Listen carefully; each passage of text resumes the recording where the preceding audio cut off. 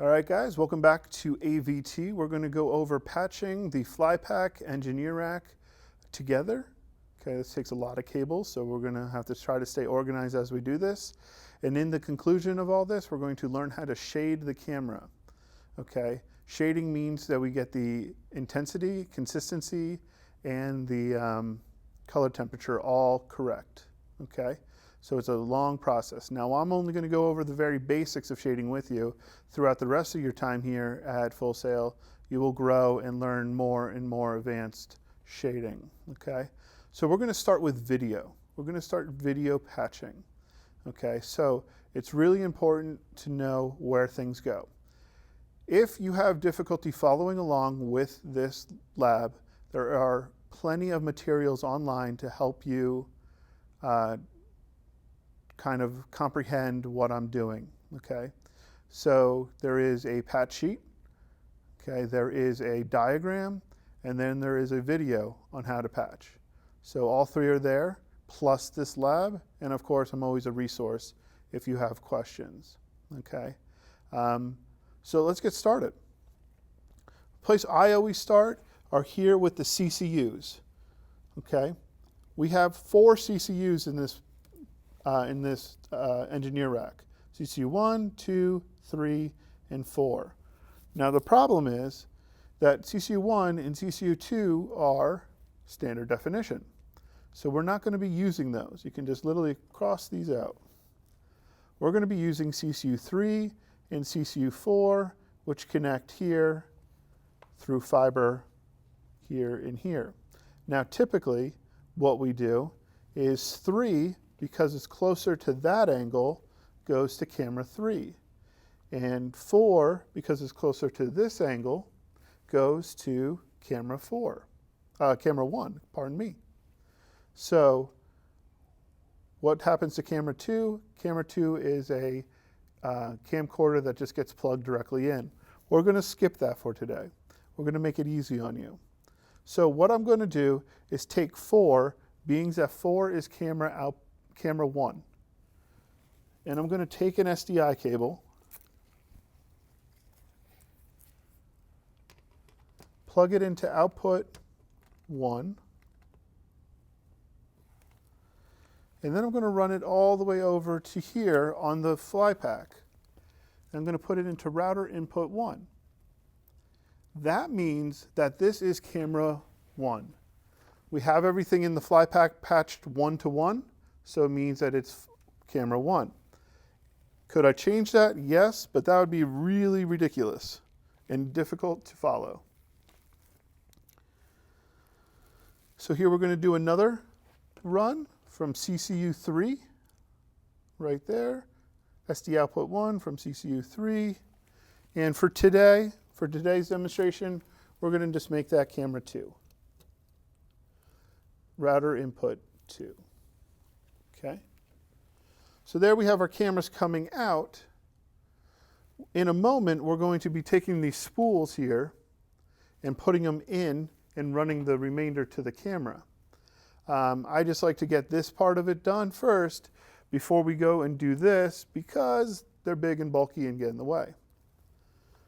Next thing we want to do is if you look up here, I have monitors 1, 2, 3, 4, okay? And if we take a small field trip to the other side of the case here, you'll see that these are my monitors, monitor 1, 2, 3, and 4. What happens is your image comes in on monitor 1. Then we take our image and we loop through monitor 1 to monitor 3. And this is going to be your waveform monitor, something that we're going to talk about in lecture. But your waveform monitor measures luminance. Okay?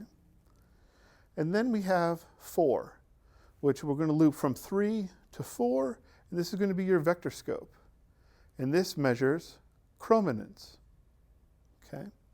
Those are your 2 video elements, luminance and chrominance. How about 2? Well, 2 is routable from anything you wanted to do from here. This is a routing panel. So I could take the output of 2 and send it program, send it preview, send it bars, whatever I wanted. Okay. This, I pick which camera I'm selecting, whether it be camera 1, 2, 3, so on, just by selecting this. Now we're not powered on yet because we're still patching, but you'll get the gist once we get it on.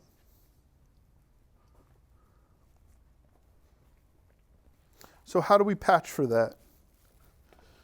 Well, very simply,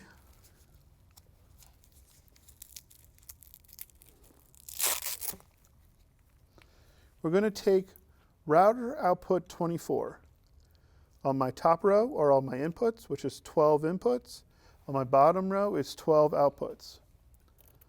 Router output 24 is specially designated in the software to align with that router panel we saw underneath the monitors. So if you hit camera 1, it changes the source here, sends it through, and feeds monitor 1 right here. Just like that. Then we can take any of our outputs. I like to take 13, just for fun. And I'll take 13 and route that to monitor 2.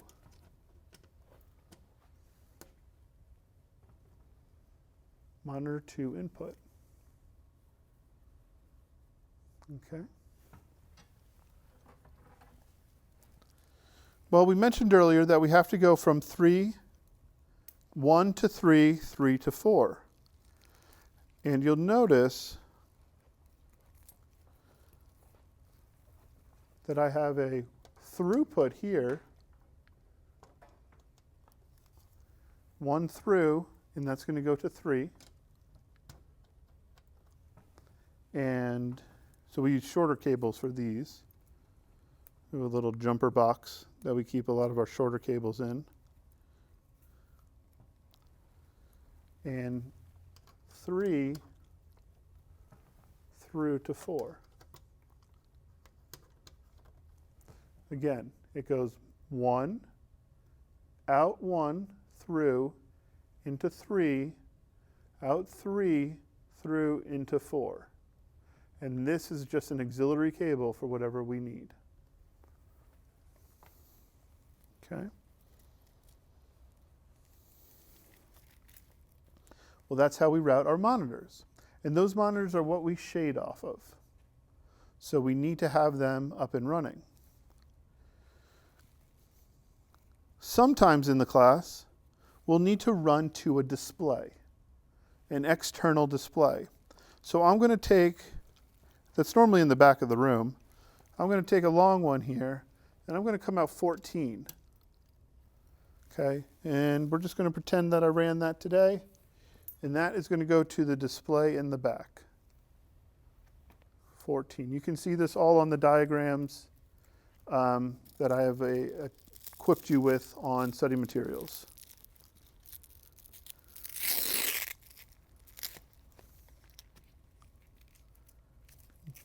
Router 15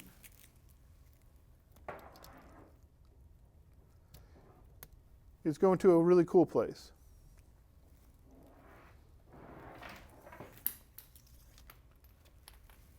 Router 15 is going to go into CCU return IP1.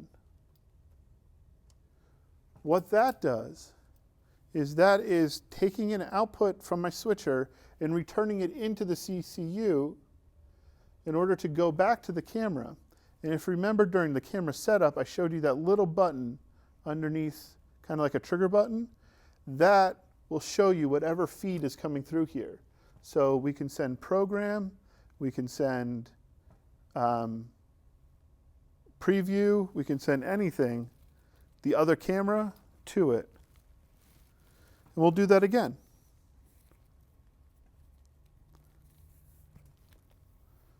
we'll take 16 out and put it into return input 1.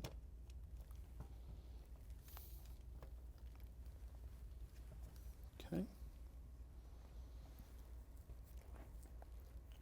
Now that we have all the video addressed, we have stuff like that, I think it's time we can run the fiber to the cameras.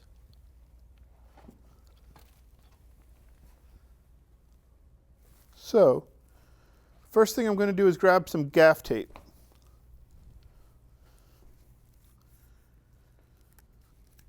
The gaff tape is to gaff the short end into the side here.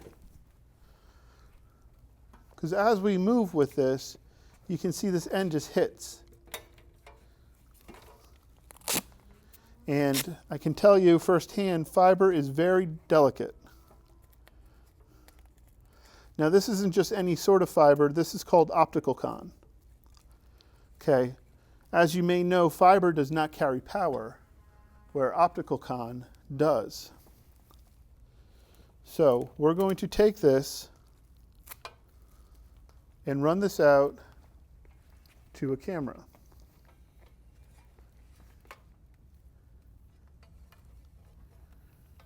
Okay. Once we feel we have enough slack,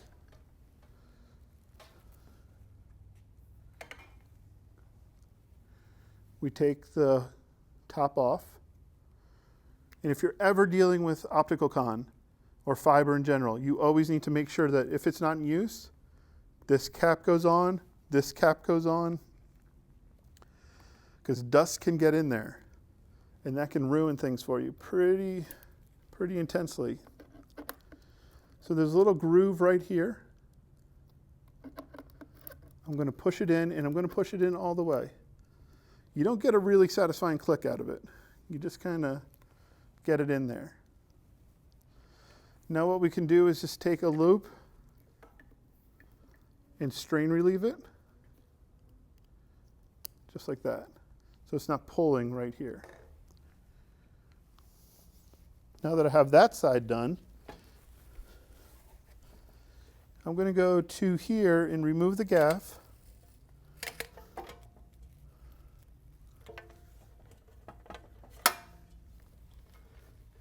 And bring this down here and plug it into 4. Another spot we need to make sure that's covered unless we're about to use it.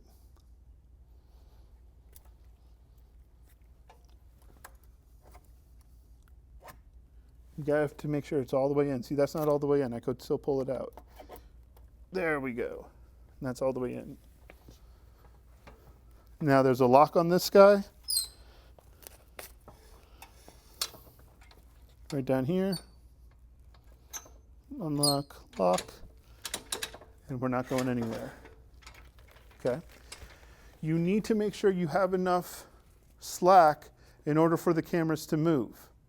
Okay, for today we're demonstrating with cameras that aren't moving, but you would walk this all the way across the room in order to make sure you have enough slack. Okay, I think that's good. Well, we need to turn these cameras on now. And even though they're plugged into power, stuff like that, there's a few issues. The whole rack here is not plugged into power, and the CCUs are not on. So we'll take power, and we just use power cons, like that, and plug it in to anywhere on this box. Now right here is a breaker that we need to turn on. Okay. Here's another switch we need to turn on.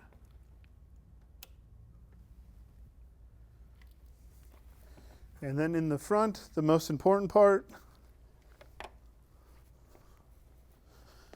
the UPS uninterruptible power supply needs to be turned on. So while we're down here, we need to turn on this guy here. This is CCU3 and this is CCU4. As I mentioned earlier, CCU1 and 2 are standard def and just don't really comply with what we're doing. So now we're going to go to the cameras and power those on.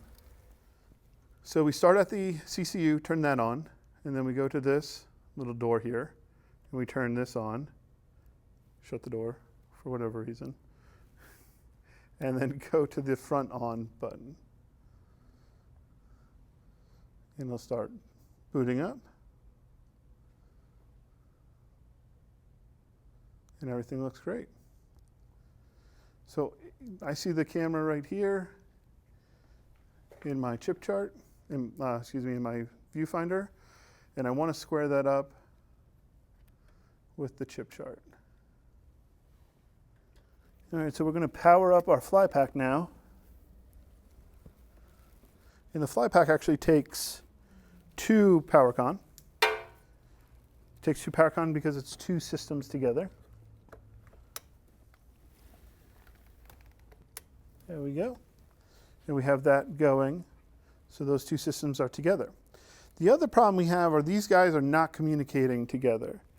And that can be a big issue, especially when we try to go to shade, because your inputs are coming into here and they need to communicate back and forth. And a lot of equipment nowadays are IP driven. So we need to connect both of them. So over here I have some cabling.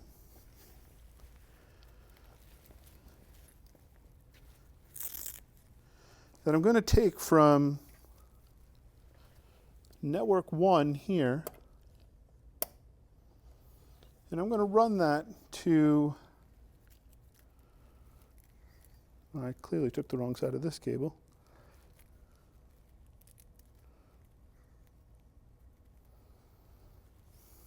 This is my fault. Into network right there.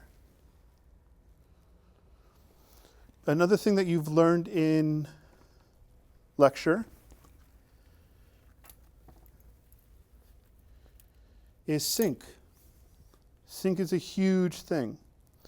If we don't have sync going to each of the cameras, we're not able to switch. It can actually be detrimental to the switcher. So right down here, I have a whole sync gen that has all these sync outputs. I'm just going to grab sync 1, and I'm going to take it to sync in right here. Right there. Right next to the network cable. Okay, so the next thing we want to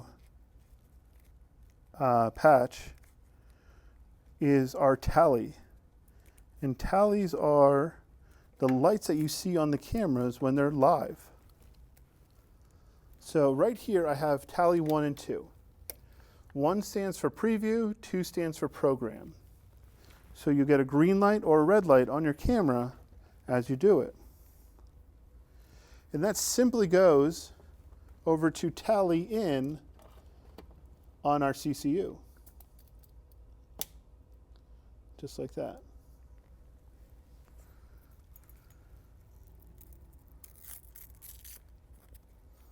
And then we're going to do, for both of our CCUs, 3 and 4. And you program tally through the switcher itself.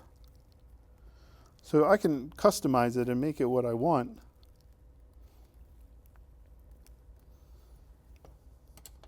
But we're going to go into tally for CCU 3 from tally 3 and 4.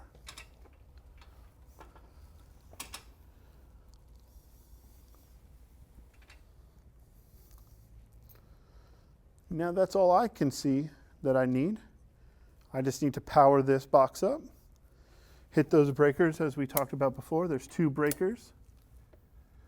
Breaker 1, breaker 2.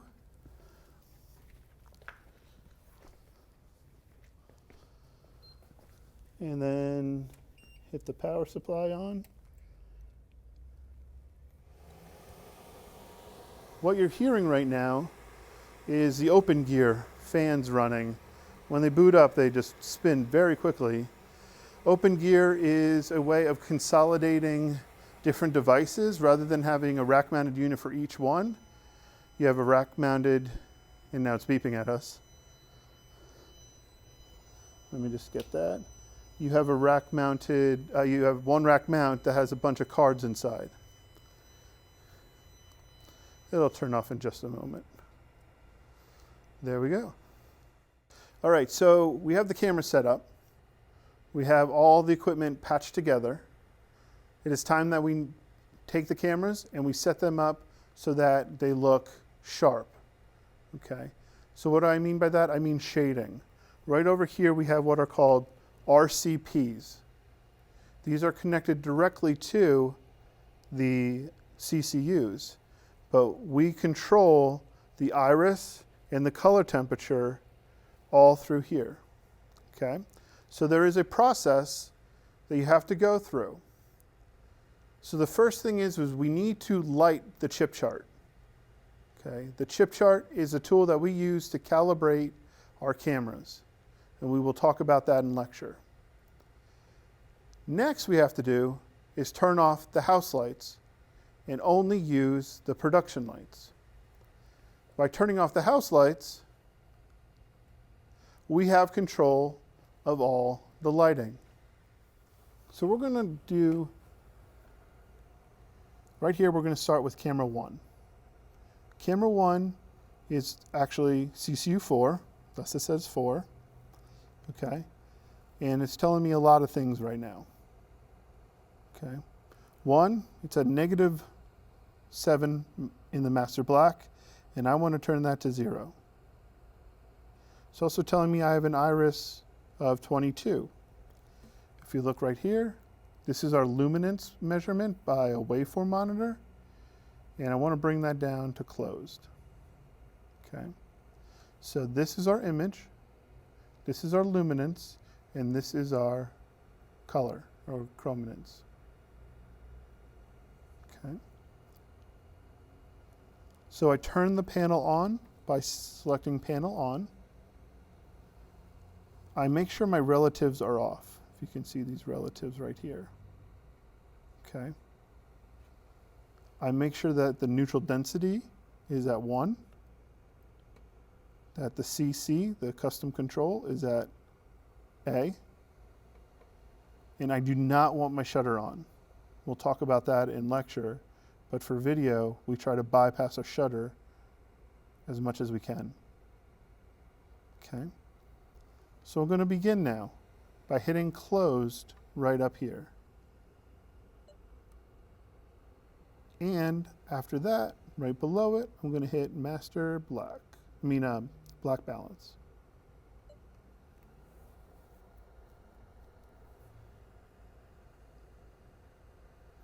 You'll see the screen kind of wig out a little bit, but this is the camera finding its natural black. I can turn off the closed if I would like to.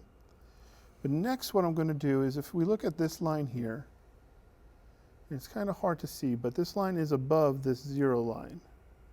Let's read these numbers instead of these numbers. So this is our 0 line. And in digital video, black starts at 0. So I'm going to take the knob that is underneath here, and I'm going to turn it until I hit about there. And you see my master black went down to -5, 6. It's all about the same. Now,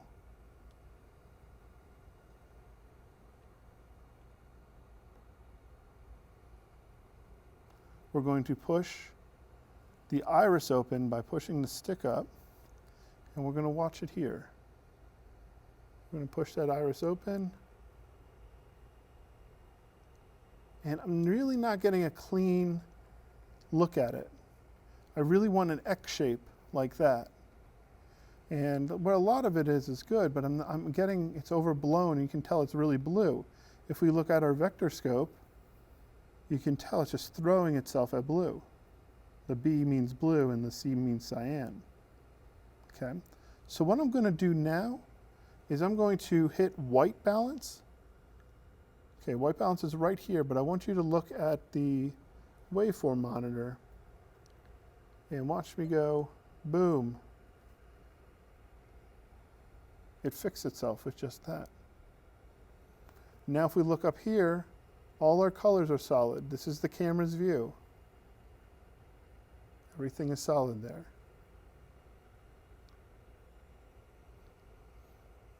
We're at an aperture, or an iris, I should say, of 5.3, master black of -6, and everything's great. Now, in AVT, it is a set it and forget it type of world. However, when you get out there and you're doing larger things like live labs or your final shows and all those other things, you will constantly need to be riding the aperture. Because if lights get too bright, you need to bring it down. If lights get too dark, you need to bring it up. Okay? You have a lot more control. My system is simple. I don't have some of the control that you can find, especially in the venue and the Fortress, stuff like that. Okay? I hope this helps you understand shading a little bit better. There are other materials, and we will cover it in lecture as well. Thanks for watching.